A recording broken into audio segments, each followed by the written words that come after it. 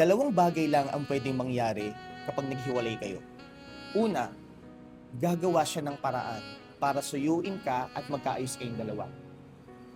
Ipapakita niya sa'yo na hindi kanya kayang mawala. Ipaglalaban ka niya. Hindi dahil napipilitan siya, kundi dahil totoong mahal ka niya. Kasi kung totoong mahal ka ng tao na yan, hindi siya papayag na mawala ka ng ganun lang. Pangalawa, bigla na lang yan maglalaho. Tahimik, walang paliwanagan, walang effort, walang sapilitan. Kasi yung totoo, matagal na niyang inaantay na ikaw yung kumawala. Pwedeng may iba na siyang plano, or naglaho na talaga yung pagmamahal niya sa'yo. Or maybe, may iba na siyang pinili. Pero ano ang pinaka dapat mong gawin? Wala. Wala kang dapat gawin. Hayaan mo siya.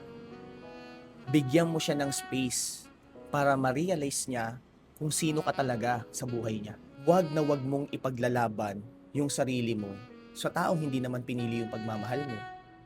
Kasi kung kinaya niyang iwanan ka at hiwalayan ka, maybe yun na yung sign na matagal mo nang hinihintay. Hindi kanya ganun kamahal. Yun yung totoo. Nag-stay lang siya dahil kailangan kanya. And gusto ko na maging malinaw sa'yo na isa ka lang din sa tao na kaya niyang bitawan ngayon. Kaya wag na wag mong sasayangin ng sarili mo sa taong hindi kayang ipaglaban ang halaga mo. Kasi ang totoong pagmamahal, hindi nito ipaparamdam sa'yo na option ka lang.